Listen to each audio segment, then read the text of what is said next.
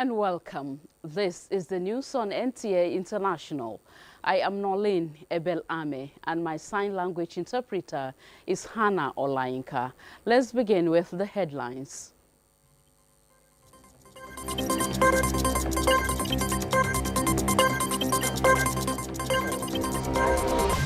electoral vote demands a recount of votes. 6th African Regional Conference on Irrigation and Drainage kicks off in Abuja. Plus, European Union announces new financial support package for Palestinians worth 1.6 billion euros.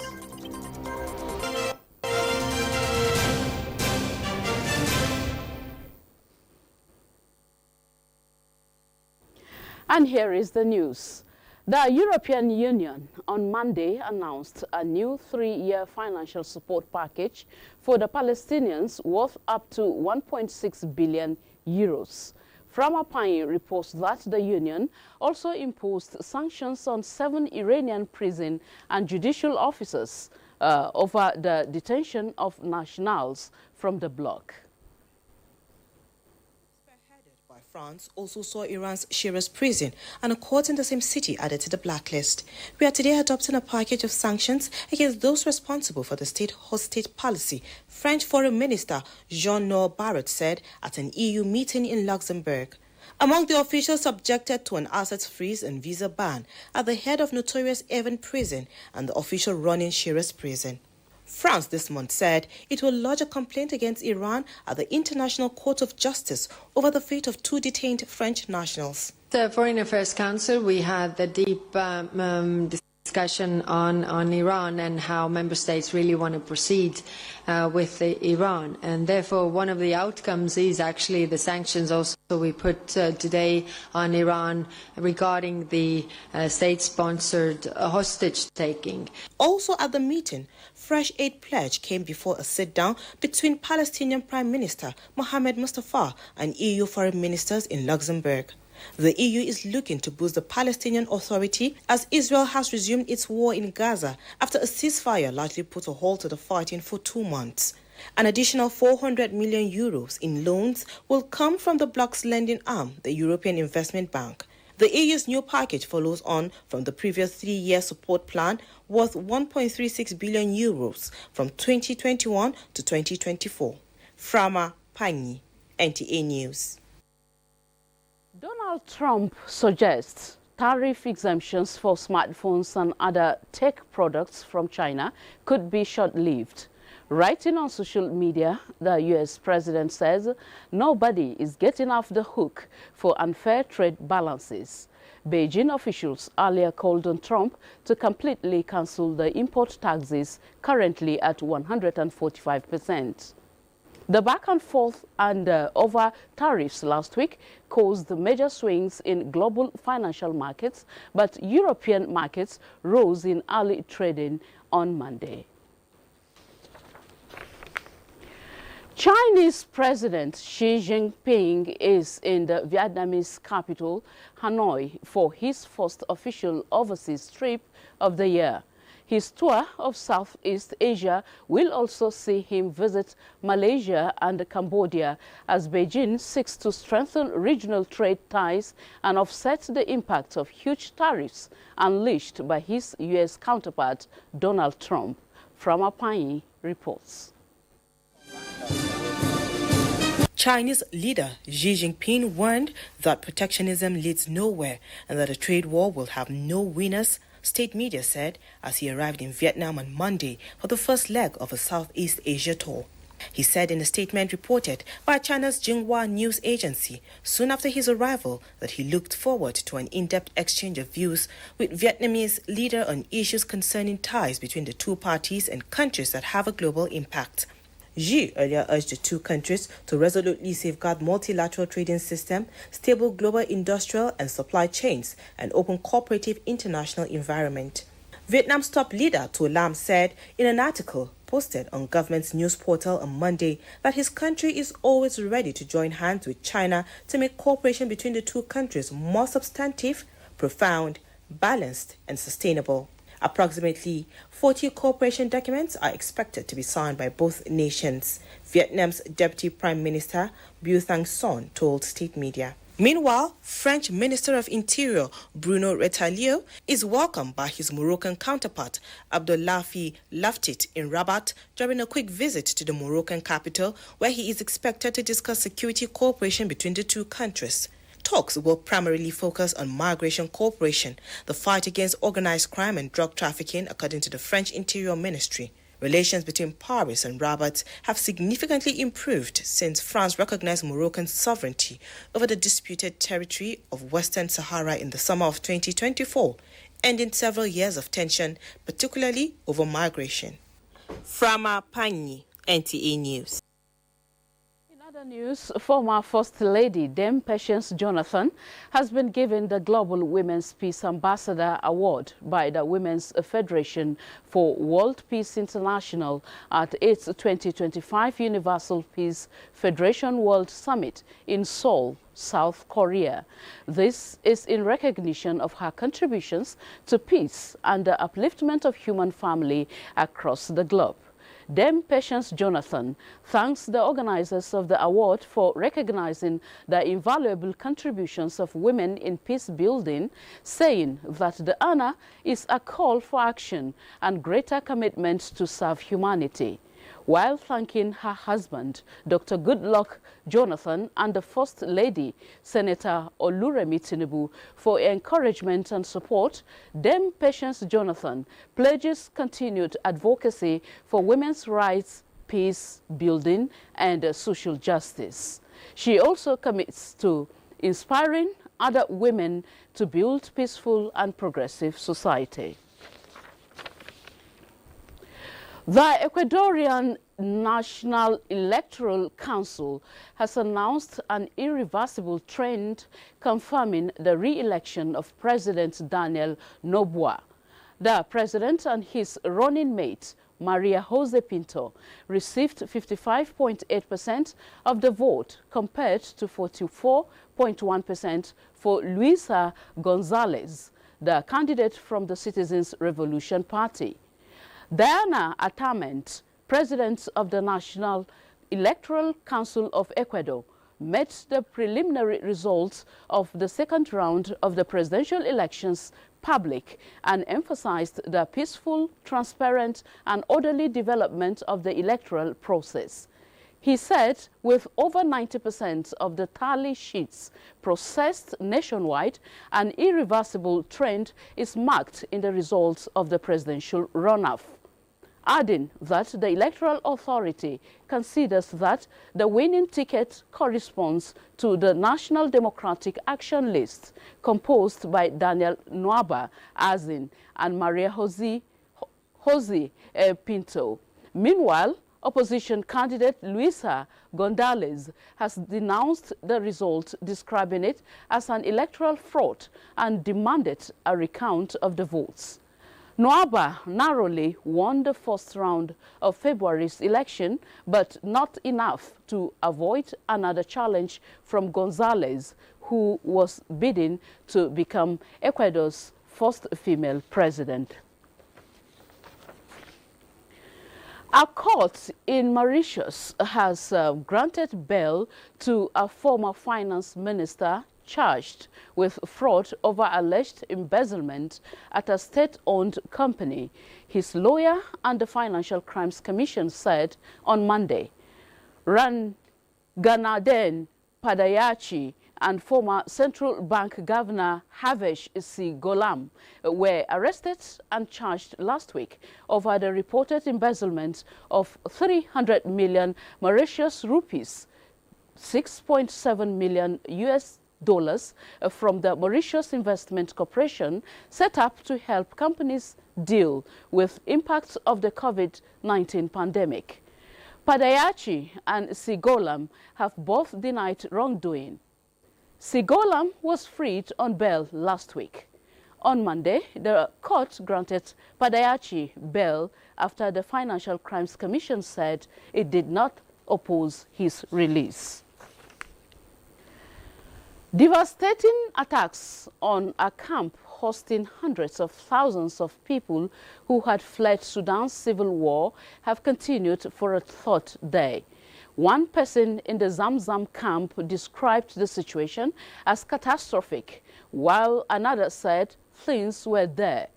More than 100 civilians, among them at least 20 children and a medical team, have been killed in a series of assaults that began late last week in Sudan's western Darfur region. The UN has said the attacks on the city of El Fasher and two nearby camps have been blamed on the paramilitary Rapid Support Forces, RSF. On Sunday, the group said it had taken control of Zamzam but denied reports of atrocities. The helicopter tour company behind a crash in New York that killed 6 people last week is shutting down. Senior business executive, his wife and 3 children died along with the pilot when the helicopter operated by New York Helicopter Tours malfunctioned and plunged into the Hudson River last Thursday. The family was on a tourism flight over Manhattan, described the operator as the ultimate sightseeing tour of New York City. New York Helicopter Tours is shutting down their operations immediately, the Federal Aviation Administration, FAA, said in a statement on X. The FAA will be launching an immediate review of the tour operator's license and safety record, the Civil Aviation Authority said. The National Transportation Safety Board is investigating the cause of the crash. The crash has shone another light on U.S. aviation safety after a string of deadly crashes, including the collision between a military helicopter and a passenger jet in Washington in January that claimed 67 lives. You are watching the news on NTA International. Time for us to take a break. Stay with us.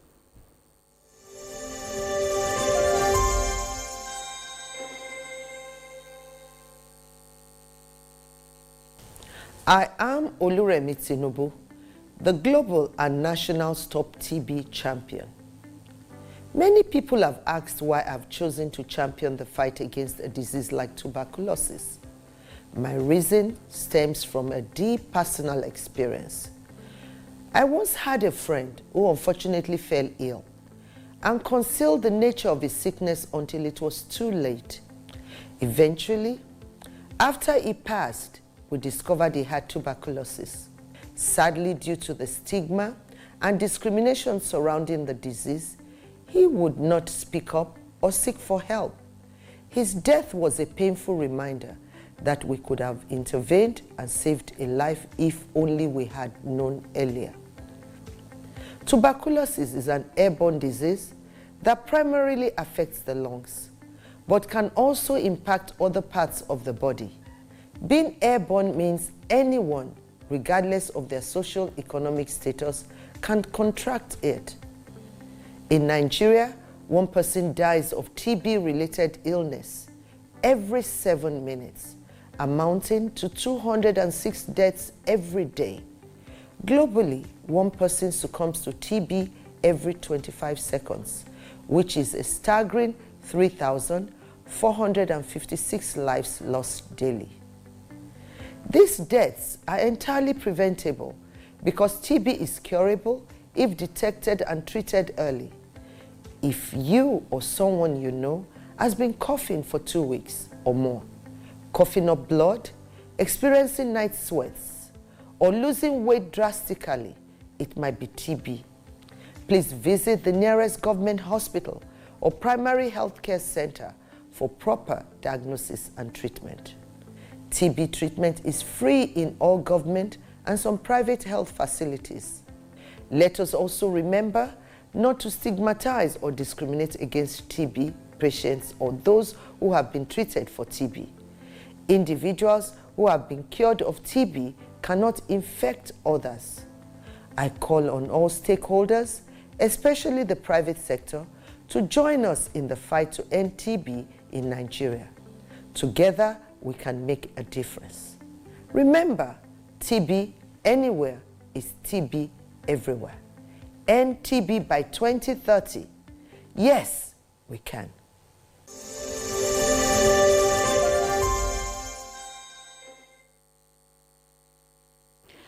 Thank you for staying with us on the news on NTA International. The 6th African Regional Conference on Irrigation and Drainage has kicked off in Nigeria's capital, Abuja. It is expected to address pressing issues relating to irrigation and drainage, as well as foster sustainable agricultural practices. Usman Zubairu reports that President Bola Tinubu, in his message at the event, reaffirms Nigeria's commitment to adopting various policies and programs for the development of irrigation infrastructure and ensuring sustainable water resources management. Africa is still facing significant challenges in maximizing its irrigation potential and drainage management due to inadequate infrastructure, with growing population expected to exceed 2.5 billion by 2050, which means more food should be provided to meet the demand. This 6th African Regional Conference on Irrigation and Drainage is not just timely, but necessary as a convergence of a global network of experts working together for sustainable agriculture and water management. Other areas of focus include achieving food security and flow control across the African continent. The event with the team tackling irrigation development and water management crisis in Africa is expected to addressing pressing issues related to irrigation and drainage, as well as fostering sustainable agricultural practice. President Bola Tinubu, represented by Secretary to the Government of the Federation, George Akume, said Nigeria will remain committed on various policies and programs in promoting participatory irrigation management and ensuring sustainable water resources utilization. I confidently say that this conference is a call to action, urging especially African countries towards enhancing our potential in agriculture by exploring innovative strategies to transform Africa's irrigation and drainage landscape. Minister of Water Resources and Sanitation says federal government through its agencies has developed over 150 hectares of irrigable lands, while efforts are being intensified towards strengthening the river basin to deliver more on set targets. The Transforming Irrigation Management in Nigeria Dreaming Project, alongside other viable programs and projects embarked upon by the ministry, have created impressive impact on the irrigation and drainage system in Nigeria. With growing population, growing food demand, and growing food security, with the issue of water security. How to cope this? This is the challenge we have in front of us. This requires more than goodwill. It demands policy reform, financing mechanisms, and transboundary cooperation. The conference will afford participants the opportunity to learn and adopt innovative approaches towards addressing challenges. Usman Zubairu, NT News. And elsewhere, Senate Committee on Solid Minerals Development is in Jos to oversight the Nigerian Institute of Mining and Geosciences, DONG, preparatory for the takeoff of Federal University of Mining and Geosciences. The committee gave this indication during its visit to the chairman, Plateau State Council of Chiefs and Emirs and Bongom Jos, Da Jacob Gyang Bubwa. Ndiang Andiaba Gyang has details. The passage of the bill by the Senate on the establishment of a University of Mining repeals the Nigerian Institute of Mining and Geoscience Act 2018 to pave way for the university.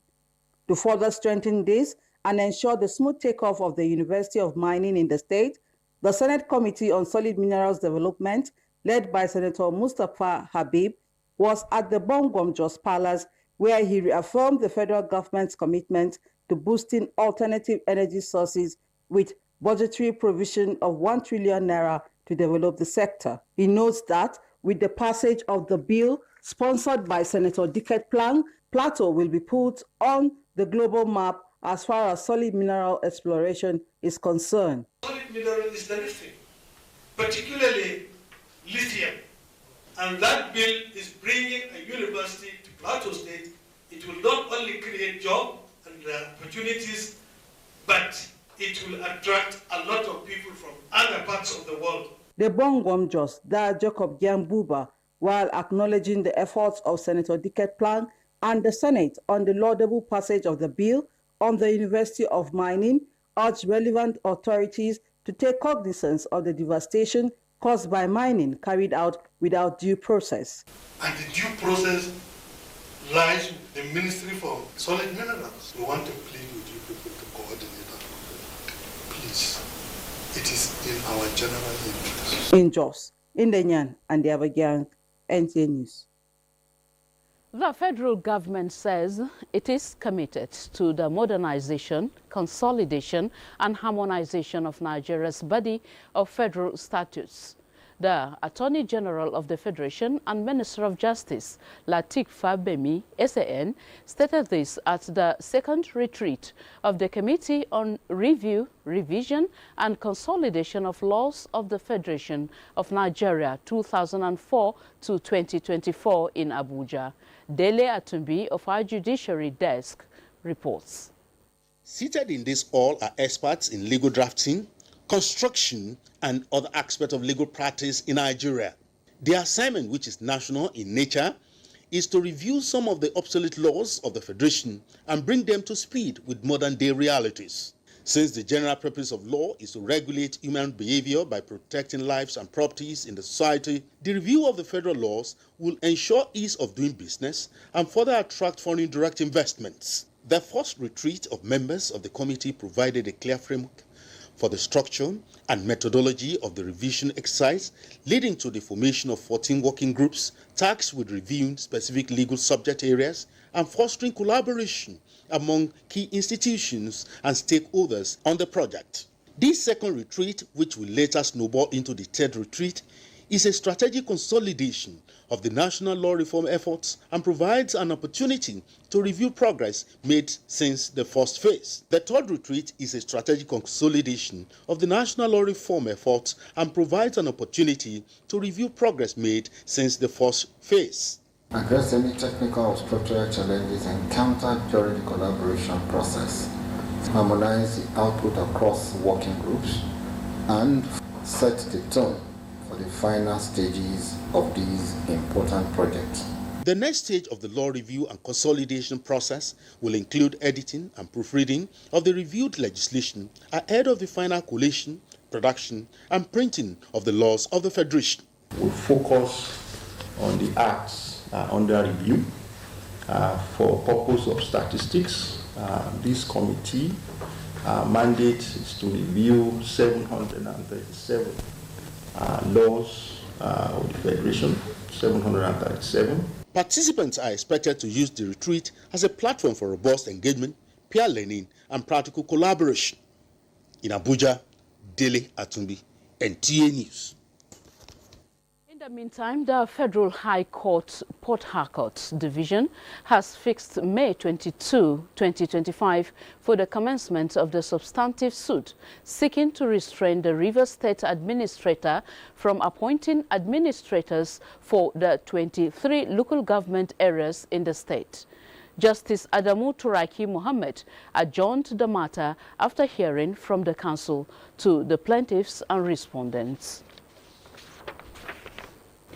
The National Rescue Movement, NRM, has ratified the positions of its newly elected national officers and extended their tenure for the next 4 years with effect from 14th April 2024. This followed an emergency national convention of the party held in Abuja. Joseph Osen reports. At the last National Rescue Movement, NRM, National Executive Council meeting held on the 27th of January 2025, the party elected new national officers with Prince Chinedu Obi as acting national chairman. That position with that of other officers elected that day has been ratified by this emergency national convention of the party, removing the acting capacity of their neck. Those in support of that motion say aye. Aye. Those against say nay. The ayes have it. By that motion, the tenure of officers of all national, state, local government, ward, polling unit officers of the party are hereby extended by 4 years. The new national chairman of NRM, Prince Chinedu Obi, believes the party has resolved its internal crisis, repositioned itself from now on to woo more supporters and favorably challenge for political seats across the country in coming elections, with a desire to rebuild the nation's economy. Now, what we have done over time is to arrest all those elements and have taken them out of the party so that those who understand what NRM wishes for Nigerians can now pilot the party. That's the phase where we are now. Before now, the party's flag has been flying low for months with the loss to death of some key national officials and leadership tussle that grounded activities. In Abuja, Joseph Utsen, NTA News. Joseph Osen's story concludes the news on NTA International at this hour. Thank you so much for watching.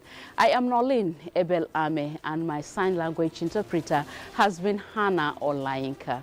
Bye for now.